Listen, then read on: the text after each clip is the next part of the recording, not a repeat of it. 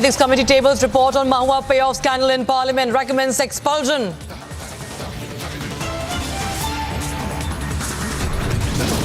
So, जब नाश मनुष्य पर छाता है, पहले विवेक मर जाता है. तो ये जो इन लोग वस्त्रहरण शुरू किए ना, अब महाभारत का रन देखिएगा. TMC writes to Lok Sabha Speaker, seeks a copy of ethics panel report, says will respond in the next 24 hours. Big political face-off over Savarkar controversy. Uddhav Sena distances from Congress, says party must explain. BJP appoints central observers for 2 states. Suspense over chief minister in 3 states to end soon.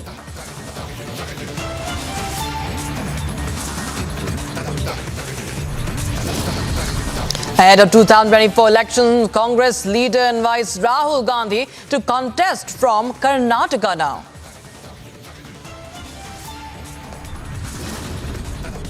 And marathon hearing concludes. Supreme Court to pronounce verdict on Article 370 abrogation on the 11th of December.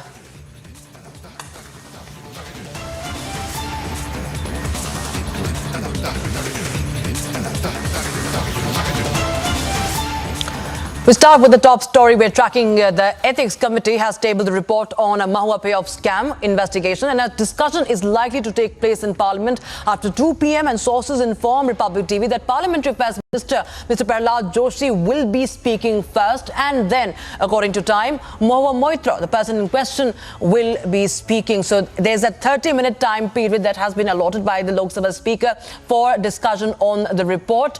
This is the alleged cash for query scam. Report has been tabled, and Republic TV has also, remember, accessed the full report on of the Ethics Committee, where it has been recommended that the member of the Parliament, Mahua Moitra, for a serious misdemeanors on part of being a TMC MP, she should be expelled. And also there should be a legal investigation into the alleged money trail. And my colleague Madhurima Mishra is joining us live on the broadcast for more. Madhurima, 30 minutes, that is what the Lok Sabha members have today for discussion as far as this explosive report that Republic TV has access is concerned. It's a big allegations that have been mentioned. There have been calls for expulsion and also investigation, legal investigation as well.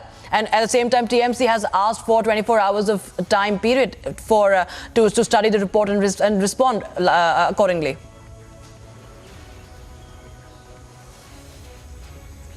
Well, yes, absolutely, Rakshita. The report from the ethics panel is very strong worded. The ethics panels, without mincing word, have deemed Mahua's demeanor as unethical and has also dubbed the entire sharing of the login credentials as the contempt of the Lok Sabha.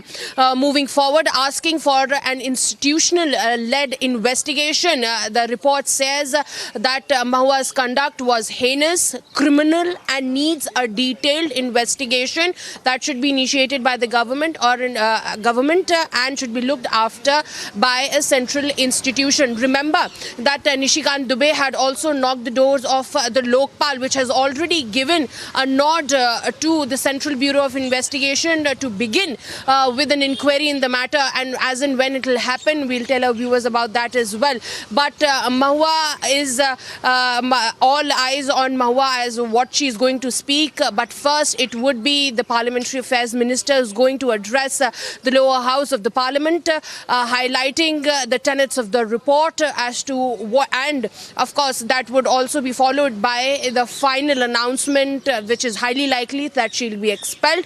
But this needs to be seen as to what kind of investigation will be initiated against the TMC MP, because the charges are very clear, and the ethics panel committee, without mincing any words, has called Mahua's behavior unethical and has also charged her with contempt of Lok Sabha. At the same time, calling the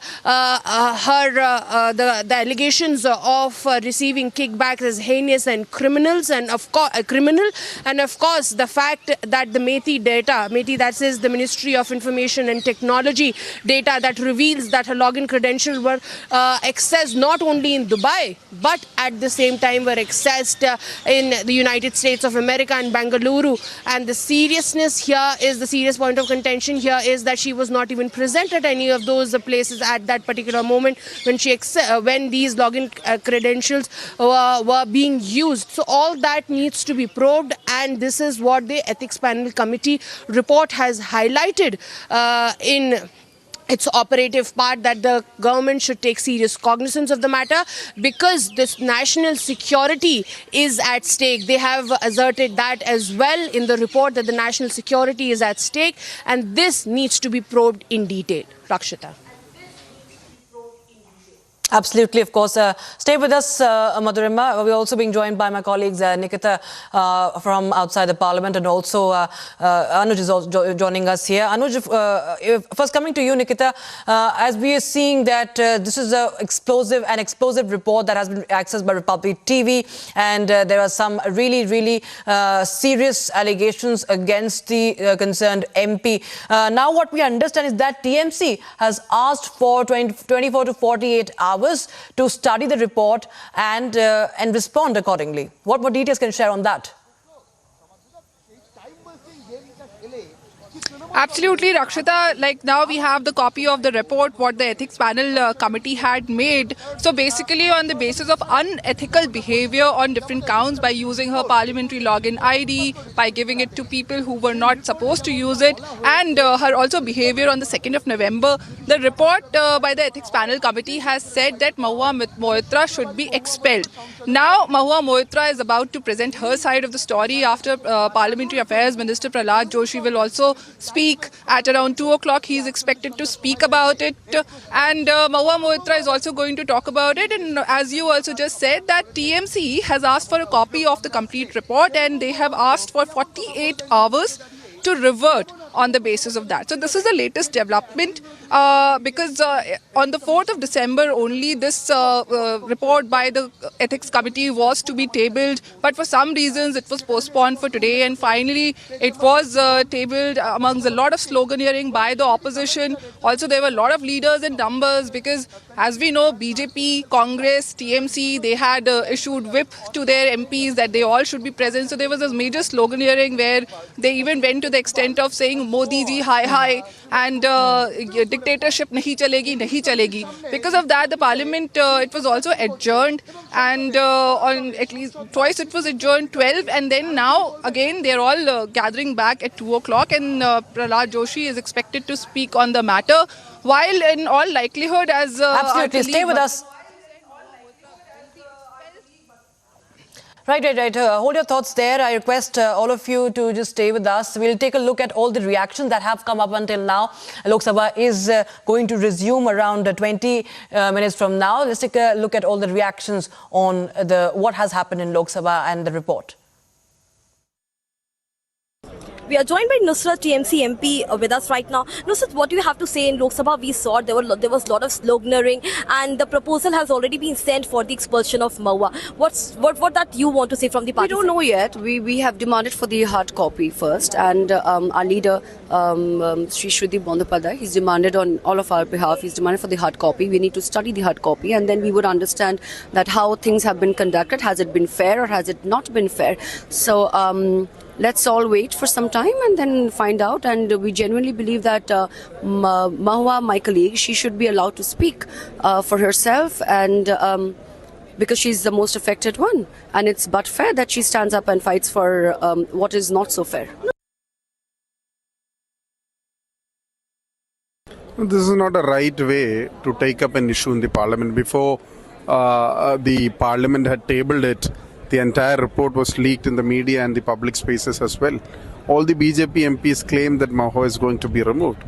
This is not a right way of doing parliamentary practice, an ethical way of doing. If it is an ethics committee report, this is not an ethical way to handle the issue.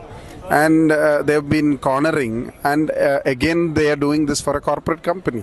So we believe that who is standing for the corporates and who is willing to even take up the MPs for a business company is very clearly put with today's tabling of this particular report. You were there in the Lok Sabha when the entire matter was taken up. It was tabled. Sloganeering was also going on. Now, what is the strategy? What the protocol says? Whether there will be any discussion or there will be any sort of voting? What the protocol says and what opposition wants? No, we are ready for a discussion. We insist on a discussion. We clearly want this entire matter to be screened and discussed. Let the people of this country know what exactly is happening in the Indian Parliament. But unfortunately, we have not been told that there is any form of discussion. It is taken in an autocratic way. The report is tabled without the concurrence of the opposition, without an understanding with the opposition. So we totally are in for a discussion for this particular issue. We are even ready to vote on this. So has the speaker denied for the discussion or there will be direct voting on this issue? I don't think there has been any kind of forms of discussion as the opposition have demanded. We still expect that with our protest and with our voices to be raised in the parliament, it would be, we hope there will be a discussion. Right, so those were the reactions coming in from the opposition parties. Right now, my colleague Anuj is also with us on the broadcast. Anuj, 30 minutes is the discussion. We do hope that there's no obstructionism that takes place. Any information on who will be from the opposition, who are the voices from the opposition that we could expect to speak today? Prahlad Joshi, of course, the Union Minister for Parliamentary Affairs.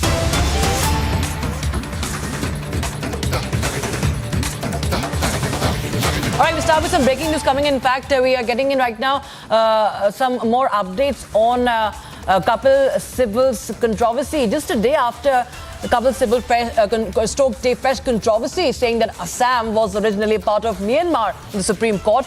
Assam Minister Piyush Hazarika has hit back at Sibal, saying that Sibal has been poorly briefed and he only speaks a left liberal view that tends to alienate Northeast by conjuring such theories. The Kapil Sibal, remember, in the Supreme Court stirred a row, saying that Assam was originally a part of Myanmar. And he had his own theories about how the British captured Myanmar and so on and so forth, which of course has a controversy erupted over his statement. And now Assam Minister Piyush Hazarika has hit back at Kapil Sibal, saying that he has been briefed wrongly, briefed poorly. And he has said that it's only a left liberal view that is misleading. So that is the latest we have right now. Piyush Hazarika, the cabinet minister in Assam government, says that Kapil Sibal has been poorly briefed and speaks a left liberal view that tends to alienate Northeast by conjuring such theories. At no point of Assam's history were part of Myanmar, he says. From times of Mahabharata and before, we have firmly been an integral part of Bharat Varsh. That is what Piyush Hazarika, a minister in the cabinet, in the Assam government cabinet, is saying right now. It's a mega storm over Kapil Sibal's remarks in the Supreme Court, saying that Assam was part of Myanmar. Originally, he had said that migration of people and population is embedded in history, and speaking on those lines, he said that Assam was part of Myanmar, British conquered a part of it, and that is how Assam was handed over to British. That is what stoked controversy as far as Kapil Sibal's comments, those comments in the Supreme Court is concerned. And we have a reaction that has just come in from the minister from Assam government, Minister Piyush Hazarika, who says that Kapil Sibal has been poorly briefed and it's only a left liberal view, which in fact in turn alienates the Northeast by conjuring up such theories. My colleague Anirudh is joining us on the broadcast for more. Anirudh, of course, there is a massive face-off that has erupted over Kapil Sibal's comments on Assam and its history, saying that it was part of Myanmar. And we see that Piyush Hazarika, who is the Assam minister, has hit back at Kapil Sibal. Yes, in fact, Kapil Sibal's statement has sparked a lot of controversy, and it is being condemned across by various people across the region. Because, what Kapil Sibal has said is never acceptable to the identity and the rich history of Assam and the northeastern region, to be very precise. And That is the reason why this statement by Kapil Sibal is being condemned. And yes, apart from the condemnation that has poured in, various organizations have also demanded an apology from Kapil Sibal for his statement made in the floor of the Supreme Court.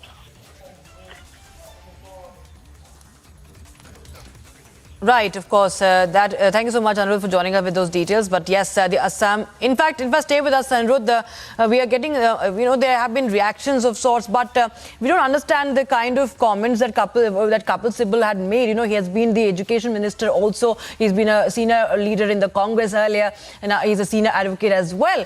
But these sort of comments, I think he was well aware that what will follow once you make such remarks, that too in the apex court. Assam, part of Myanmar, indeed is now stirring a massive controversy, and we do not see even any base of that theory that was put out by Kapil Sibal himself in the Supreme Court.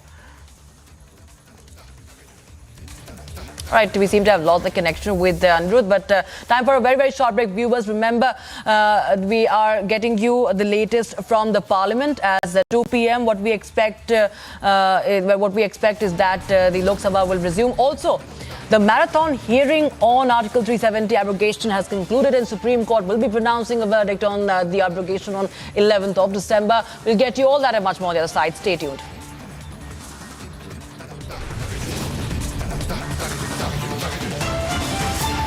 Also, we are going to tell you how Congress is apparently hunting for another seat for Rahul. Karnataka leaders are now inviting Rahul Gandhi to contest from Karnataka. Get you the latest on the other side. Don't go anywhere.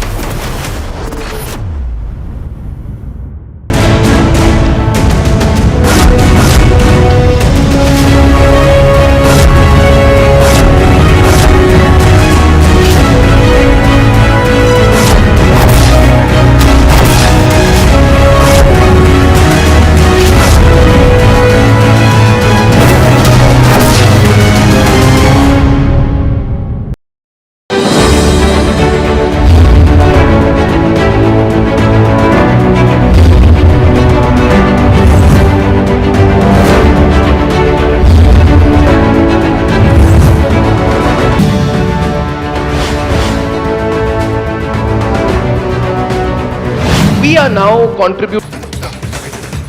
All right, we're getting in a big lead in the cash for query scam as the report has been tabled in the Lok Sabha. And right now, as per sources, Shaukat Roy of the TMC will be speaking on Mahua Moitra report, the cash for query scam report that has been tabled, Ethics Committee report. And what we know so far is that Mahua Moitra will not be speaking in that half an hour period. My colleague Harsha is joining us live on the broadcast. Harsha, it's a big update coming in as per sources that Mahua Moitra has not been allowed. The speaker has denied a chance that she should for speaking up in this half an hour that was allotted by him. What we know is that Shaukat Roy, TMC MP, will be speaking on her behalf. Rightly stated, Rakshita, and this is because Mahua Moitra herself is one of the person who is accused in this entire cash for query allegation, and we know that her deposition already took place in front of the Ethics Committee. And now, what we have latest learned from Mahua Moitra and from the BJP sources is that she has been denied to speak. QS and THE, the world's foremost university rankings organizations, have ranked Amity amongst the top 3% universities globally, making it among the very few Indian universities to be included in both rankings. Yet another top ranking for Amity University.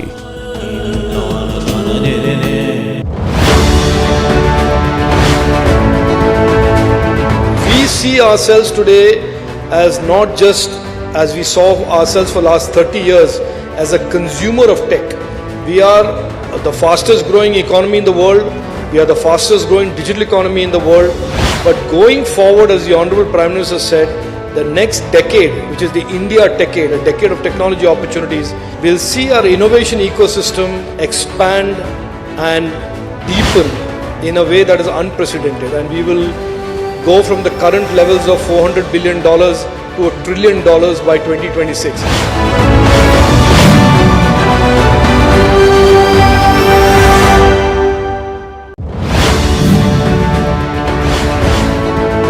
We are already seeing the potential of artificial intelligence to drastically alter every aspect of our life. There is no doubt at all that AI is all persuasive and is manifesting itself in millions of ways, in search, in games, in education, in research, in autonomous mobility, in driverless transportation, in drones, in warfare, in medicine, robotics, and even in personal counseling. As infrastructure builders, we have no alternative but to make sure that we leave no room to accommodate the demands that this massive expansion in capabilities will place on our nation in the years ahead.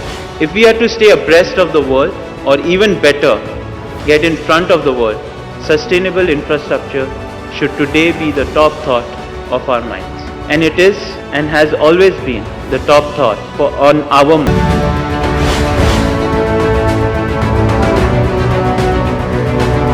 Airport लोग ऐसे जाते हैं जैसे बस से पहले जाते थे. It is amazing transformation. I want you to tell people कितने लोग हमारे देश में आज प्लेन से ट्रैवल कर रहे हैं और वो संख्या पहले क्या थी. तो जो क्रांति और रेवोल्यूशन भारत में हो रहा है केवल हब पे नहीं हो रहा लेकिन स्पोक पे भी हो रहा है. छोटे छोटे शहरों में भी हो रहा है. आपके मेट्रो के जो एयरपोर्ट्स हैं, जो बड़े बड़े शहर हैं, आज 21 करोड़ की हमारी क्षमता है उन एयरपोर्ट्स की. अगले 5 साल के अंदर ये 40 करोड़ तक क्षमता जाएगी. अगले साल जेवर का एयरपोर्ट शुरू होगा. अगले business channel is born under very positive planetary configurations. India is doing well, Indian business is doing well, and more than that, you bring a good business channel onto the market which has the right kind of narrative, India first, business support.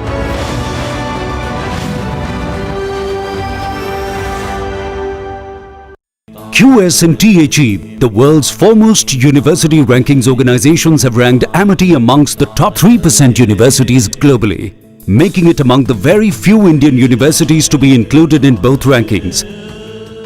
Yet another top ranking for Amity University.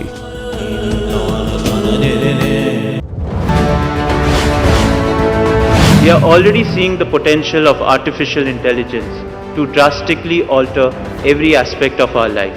There is no doubt at all that AI is all persuasive and is manifesting itself in millions of ways, in search, in games, in education, in research, in autonomous mobility, in driverless transportation, in drones, in warfare, in medicine, robotics, and even in personal counseling.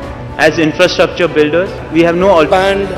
Expand and deepen in a way that is unprecedented, and we will go from the current levels of $400 billion to $1 trillion by 2026.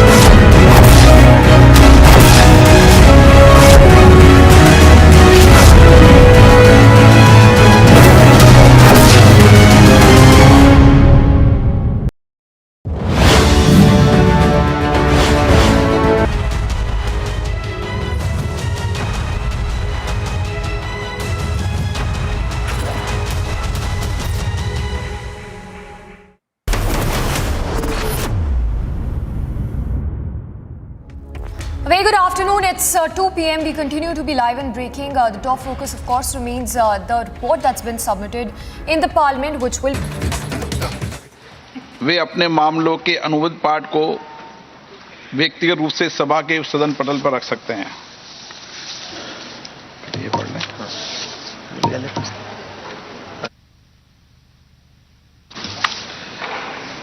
माननीय मंत्री जी,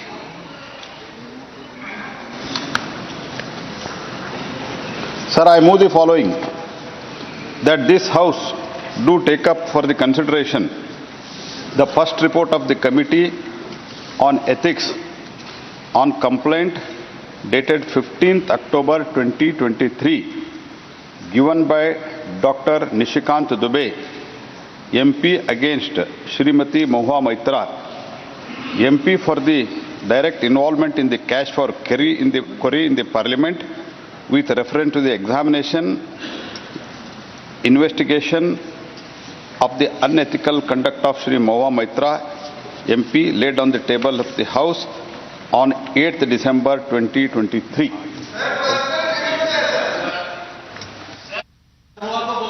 एक minute सबको. Okay. We don't have the copy of the motion. We don't have the supplementary motion.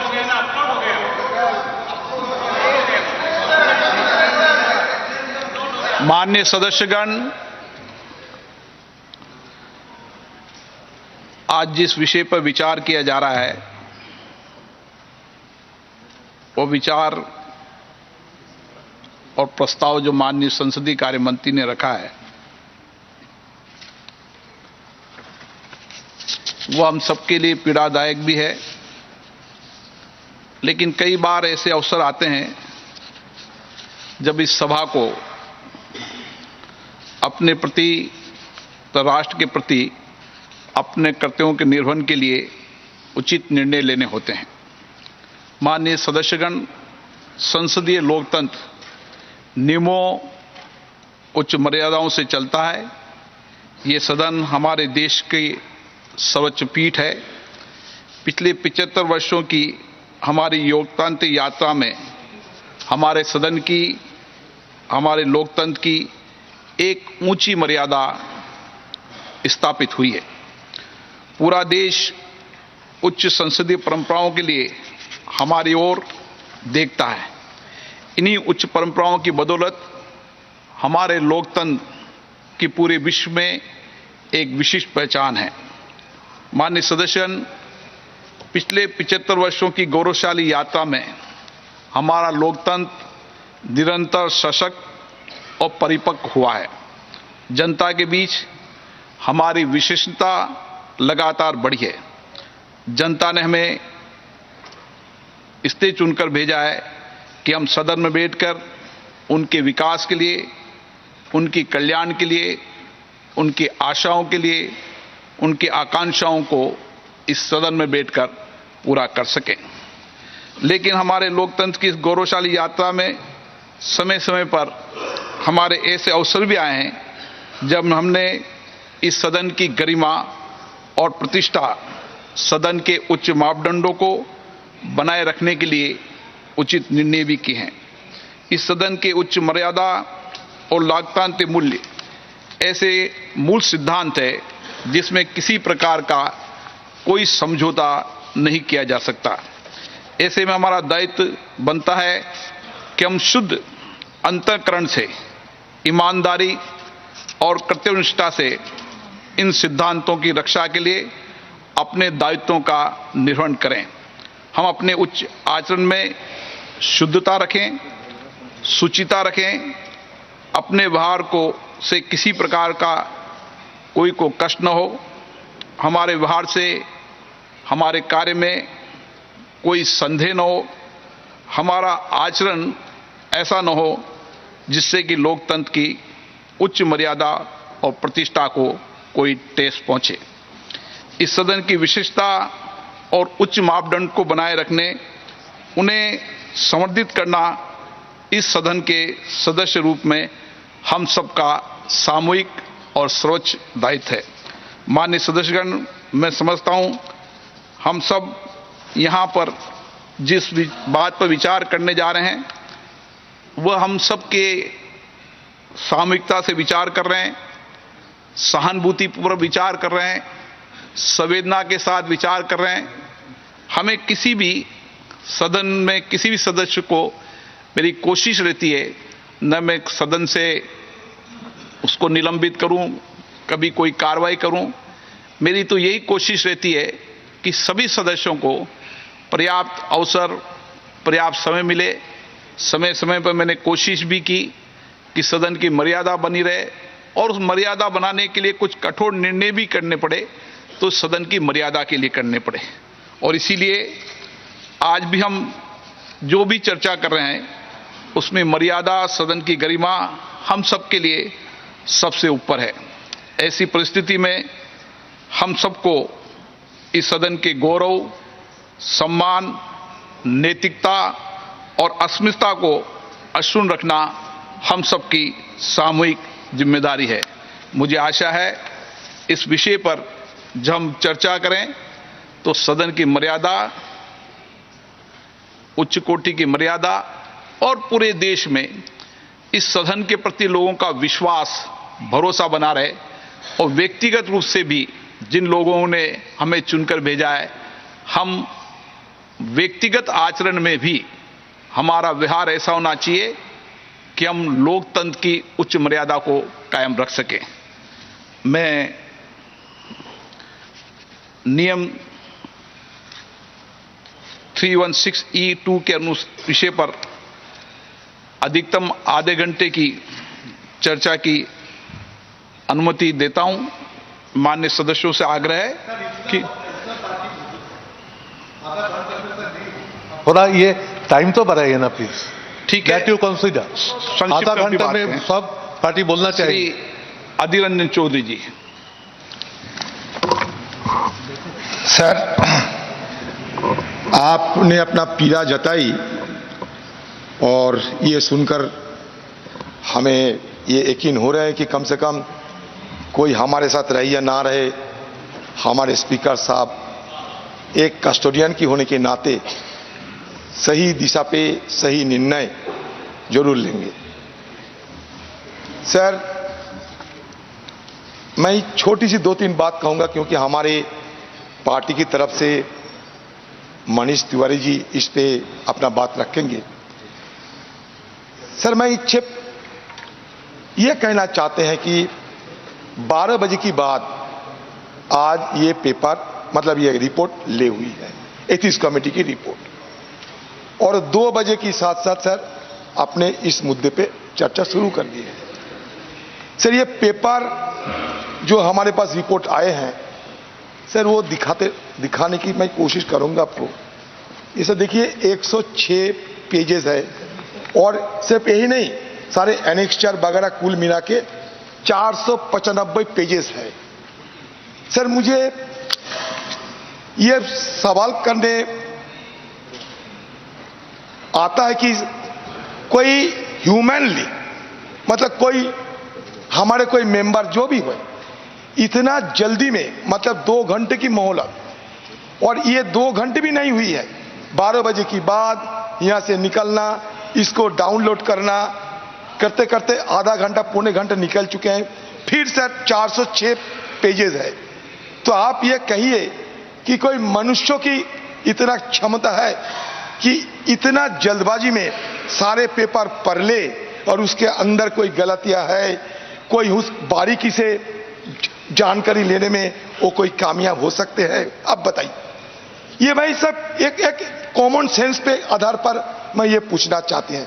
तो इसलिए मैं आप मेरा तरफ से, मेरे पार्टी की तरफ से सर आपसे ये मांग भी रखी है कि 3-4 दिन की मोहलत अब दिया करो और इस बीच हम सही ढंग से पढ़े, विचार विमर्श करें और फिर सदन में आकर एक सही ढंग से चर्चा कर, जो आप चाहते हैं, मर्यादा को रखते हुए, उच्च कोटि मर्यादा को पालन करते हुए हम सदन में विस्तार पर चर्चा करें। क्योंकि सर ये एक छोटी मुद्दा नहीं, ये एक नजीर बन के जाएंगे।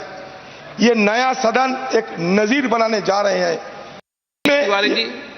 सर, ये नजीर में कोई खामियां ना रहे।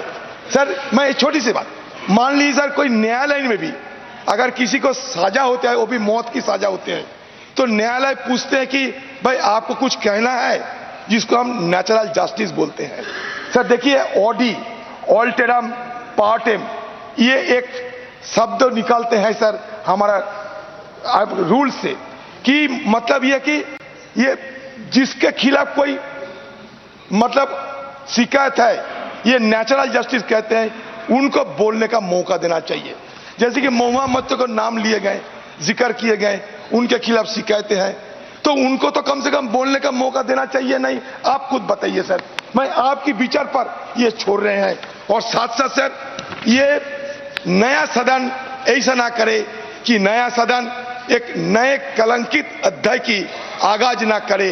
ये मेरा शंका है सर। जिस सदन में महिलाओं को महिमान्वित किया जाता है सर, रोजाना महिला को सर महिला को महिला क्या चल रहा है सर? तो चर्चा और जिस सदन में और सदन के बाहर चलना चाहिए। प्रधानमंत्री कहते हैं कि महिला हमारे जो है उसका चर्चा चलना चाहिए।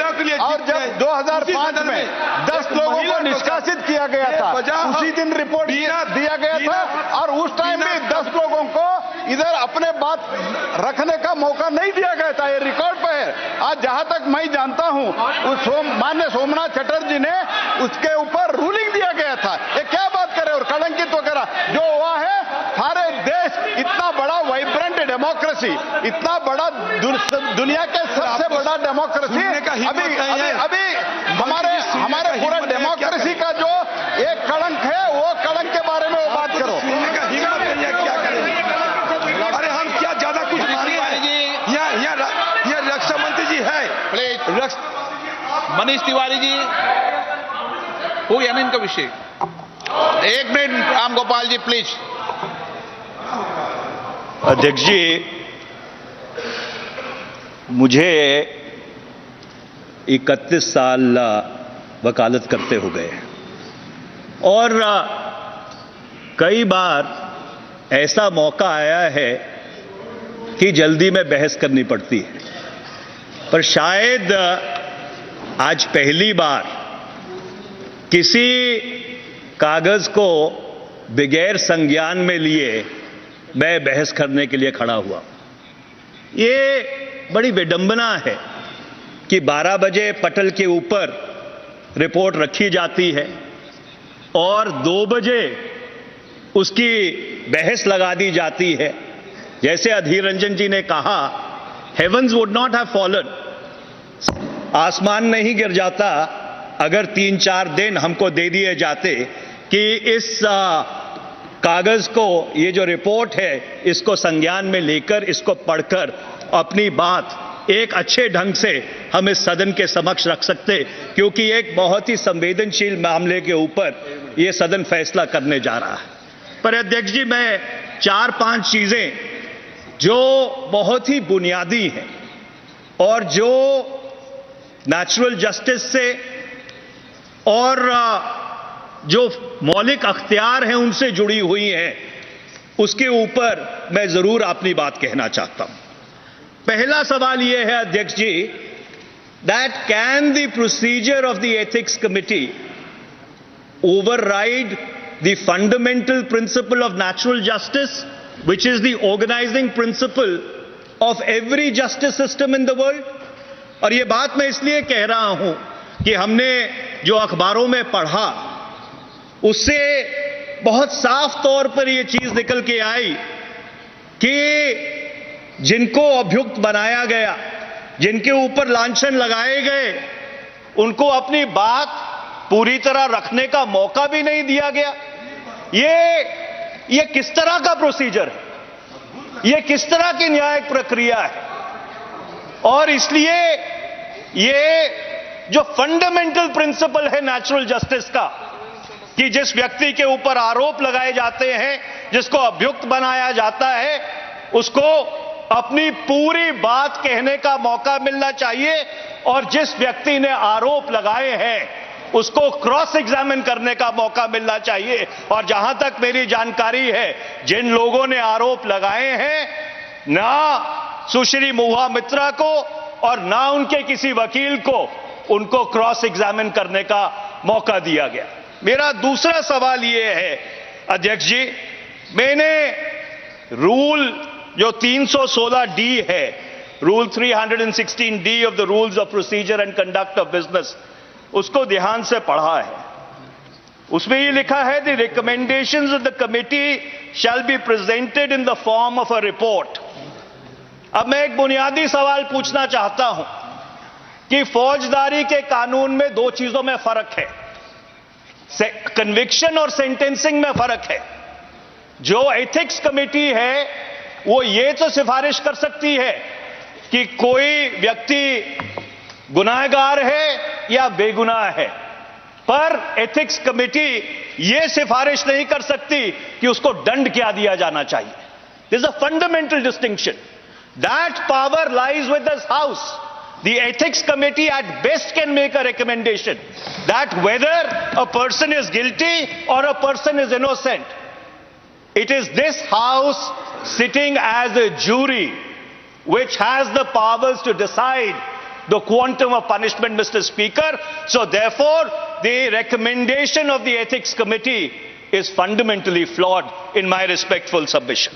Okay. तीसरा, अध्यक्ष जी,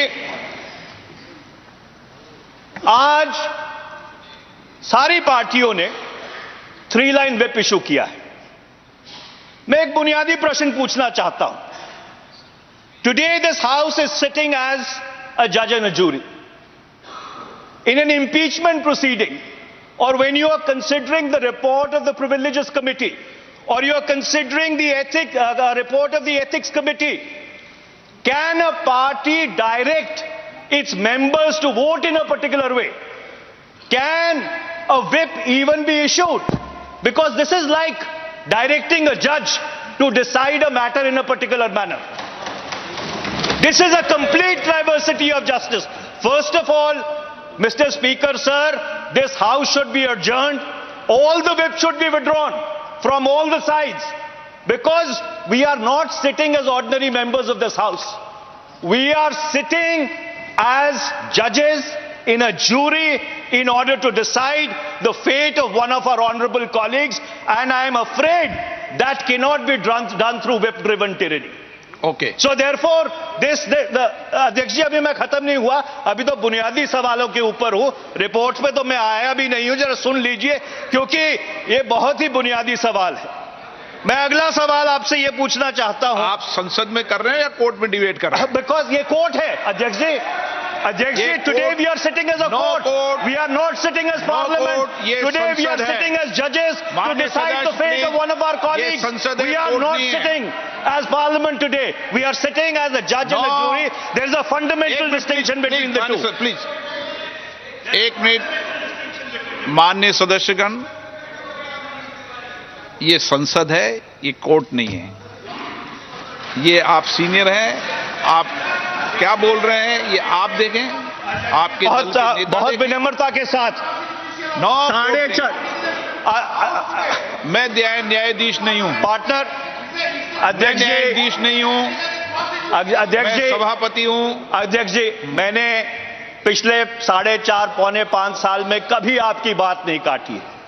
आपकी हर रूलिंग को सर माथे पर रखा है, पर आज ये दुर्भाग्यपूर्ण बात है, पर मुझको आपसे डिसएग्री करना पड़ेगा, क्योंकि आज हम एक संसद के रूप में नहीं बैठे हैं। Today we are sitting as a jury, we are sitting as judges to decide the fate of one of our colleagues. My next question, Mr. Speaker, sir. माननीय सदस्य, एक प्लीज। इस जुडिशरी में और सभा में अंतर है। आप वरिष्ठ अभिवक्ता हैं, मैं यहां निर्णय नहीं कर रहा, यहां निर्णय सभा कर रही है। आप गलत तरीके के तर्कों को यहां पर मत रखिए। ये रिकॉर्ड में जाती है चीजें, आप गलत तरीके से। मैं न्यायाधीश नहीं हूं, मैं सभापति हूं और निर्णय करेगी सभा, निर्णय करेगी।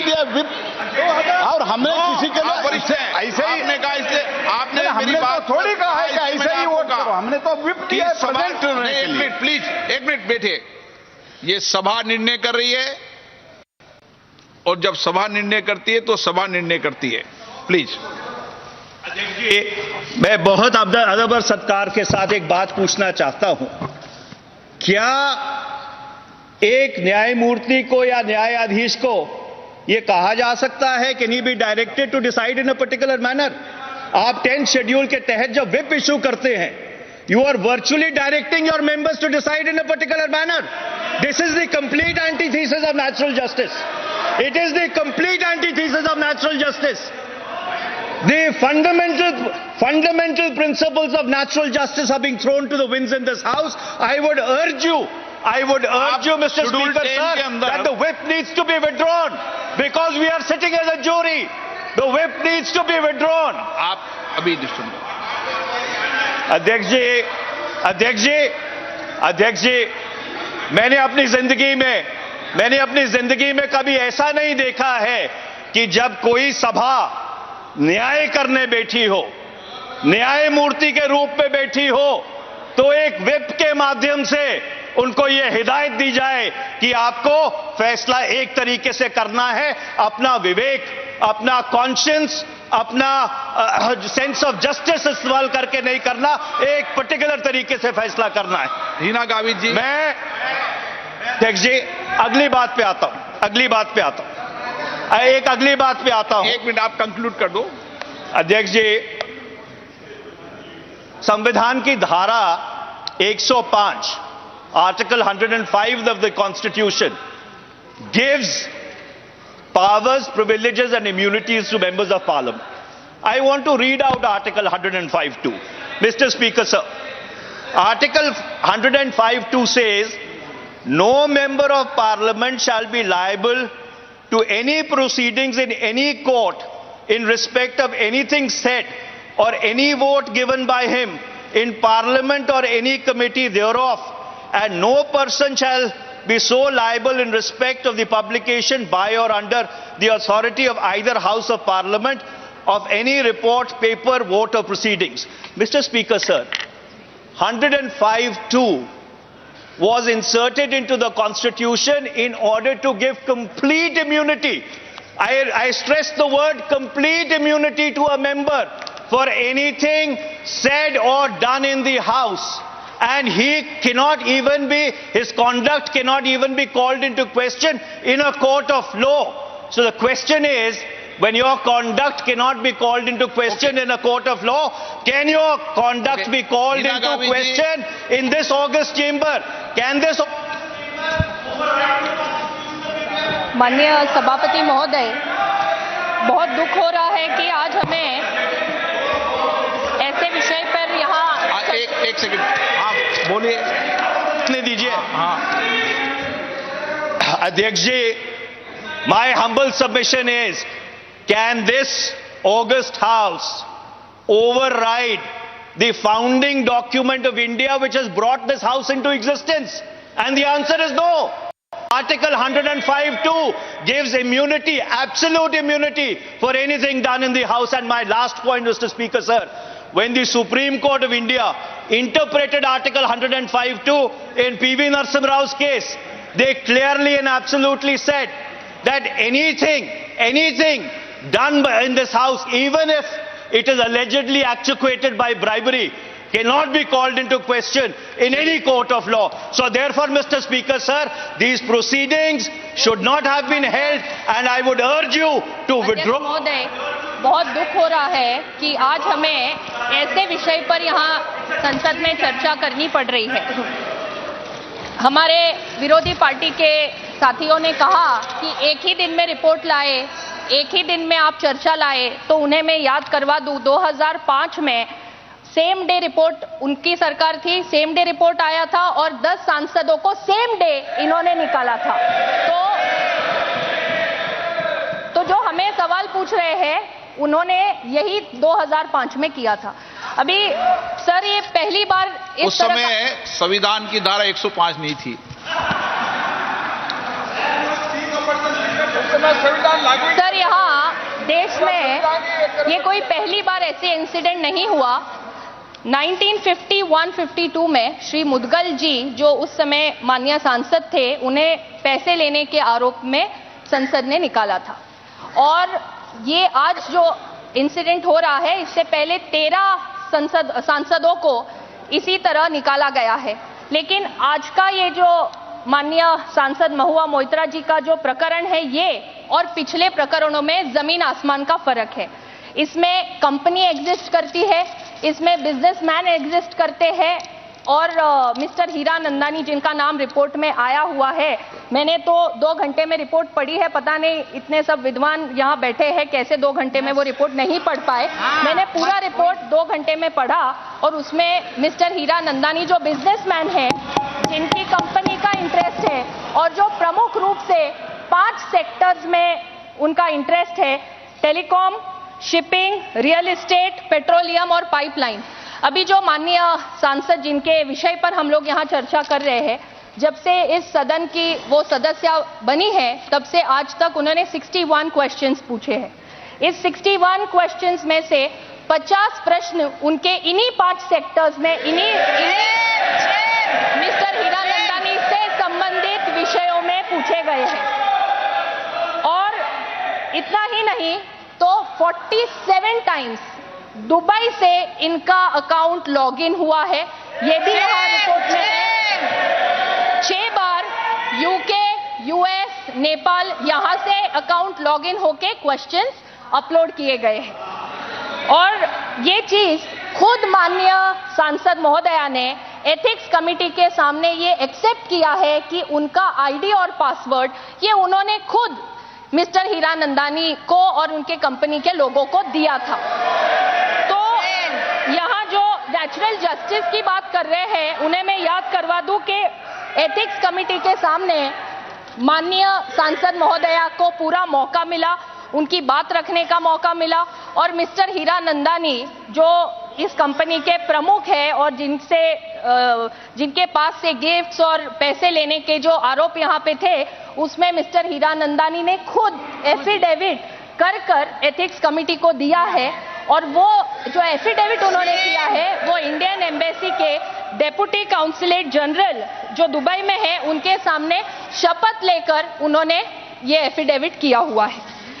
इसी के साथ मैं आपका और पूरे सदन का ध्यान आकर्षित करना चाहूंगी कि यहाँ बार बार जो बात हो रही है कि नेचुरल जस्टिस की, fundamental principle of natural justice की, तो मैं यहाँ बताना चाहूंगी कि अध्यक्ष महोदय, जब हम लोग सांसद बनते हैं, सांसद बनने के बाद हम सबको मेंबर्स पोर्टल पर एक रूल्स के तहत आईडी और पासवर्ड देने का एक फॉर्म मिलता है।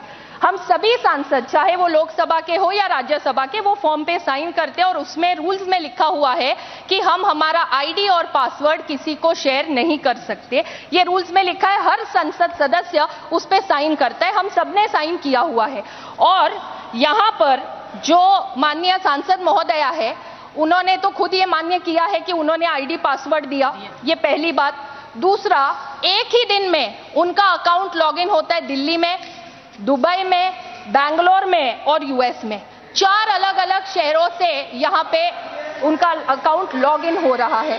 तो यहाँ नेचुरल जस्टिस की बात कर रहे हैं, आप खुद रूल्स तोड़ रहे हैं। आप माननीय सांसद हैं, आपने खुद एक फॉर्म साइन करके जो चीज आपको कॉन्फिडेंशियल रखनी है वो आप खुद 4 अलग अलग लोगों को शेयर कर रहे हैं।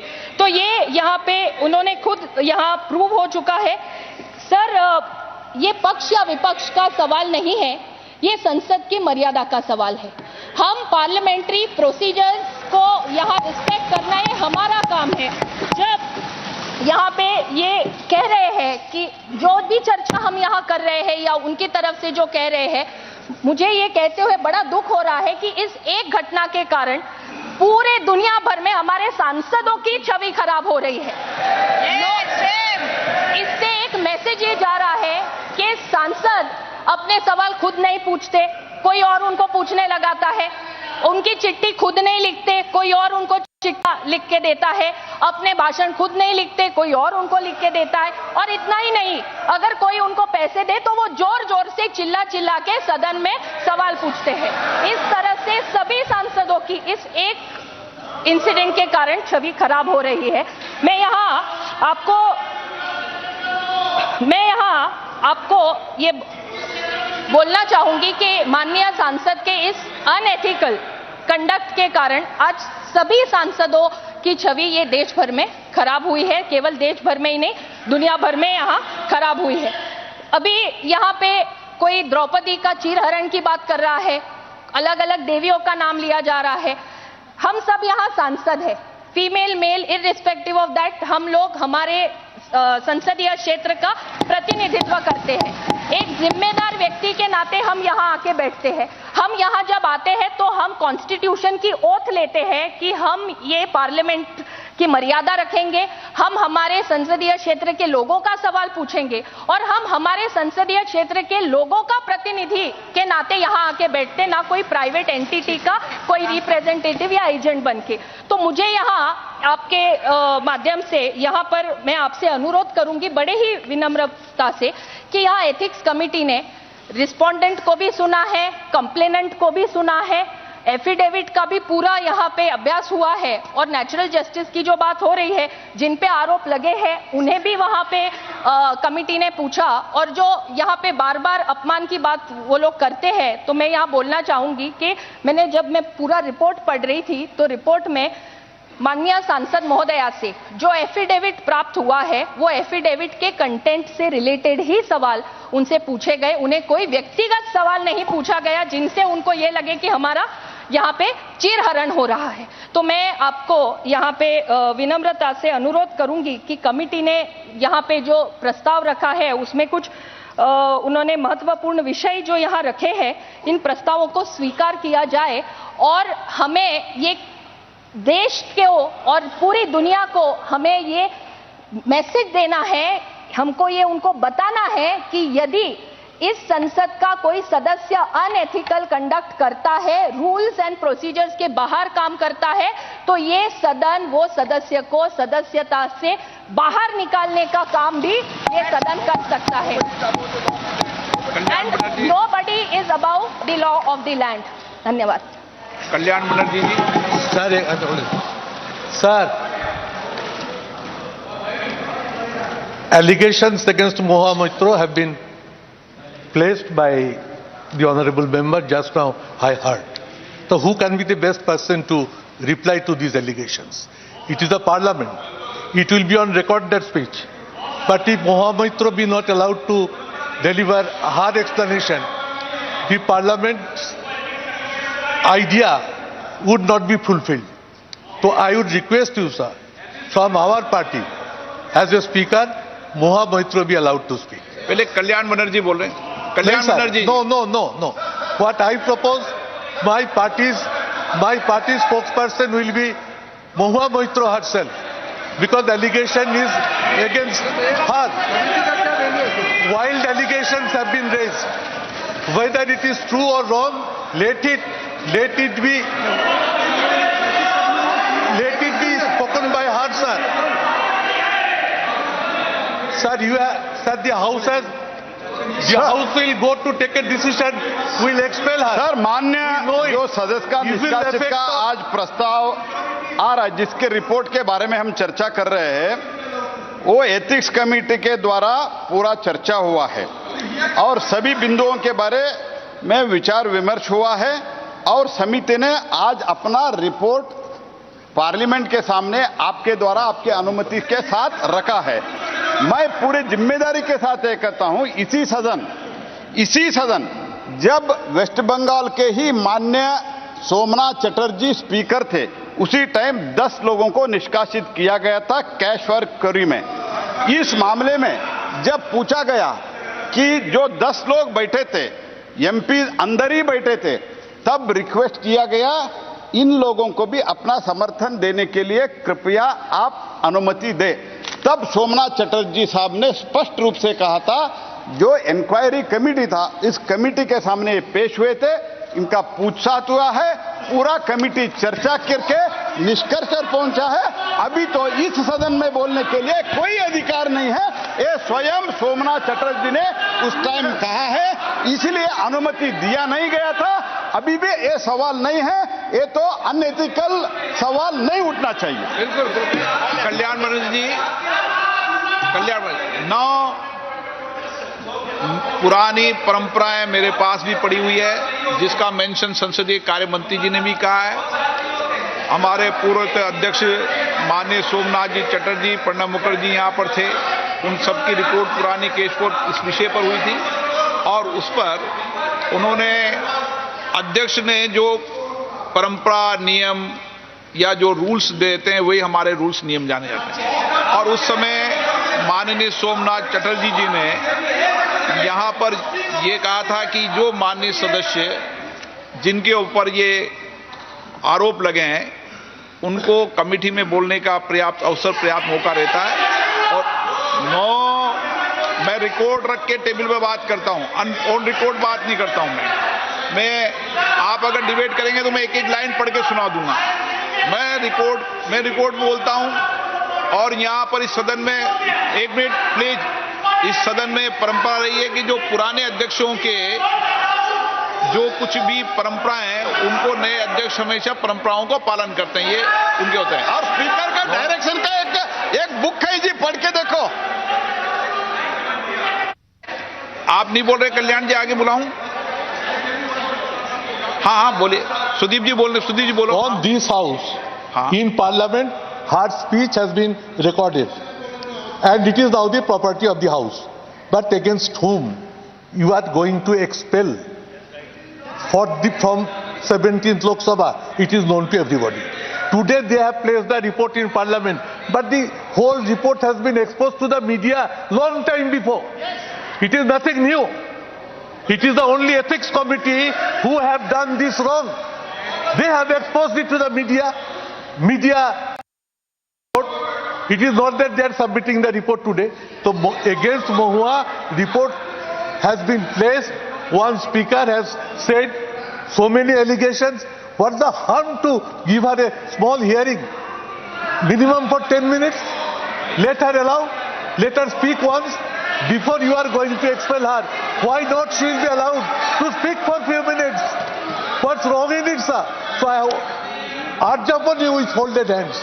Let Mahua speak on behalf of Trinamool Congress Party as a speaker of our party. इधर आओ, तुम इधर ही बोलो। एक मिनट। सुदीप बंदोपाध्याय जी, आप वरिष्ठ सदस्य रहे, आप भी वरिष्ठ सदस्य रहे, उस समय आप भी माननीय सदस्य थे यहाँ पे। एक जब परंपराएं हैं और पूर्ववर्ती अध्यक्षों ने जो कुछ भी रूलिंग, जो कुछ भी अपने वक्तव्यों में देते हैं, उसको हम बोलते हैं अध्यक्षीय निर्देश, और उस अध्यक्षीय डायरेक्शन को हम हमेशा पालन करते आए हैं और उसको एज ए रूलिंग की तरह मानते हैं। ये हमारी परंपरा रही है। मैं आज कोई नई परंपरा स्थापित नहीं कर रहा, कोई नई पार्टी उपस्थित नहीं कर रहा। अगर ये परंपरा रहती और मैं नई परंपरा स्थापित करते तो आपको बोलने का अधिकार था, मैं मना नहीं कर सकता था। लेकिन आपने परंपराएं लागू की है, आपने परपाटियां लागू की है। हाँ बोले। सर मैंने सर आपको बहुत पहले चिट्ठी भी लिखी है सर। ये जो बात किए जाते हैं वो स्टिंग ऑपरेशन थी, वो स्टिंग ऑपरेशन किए थे एक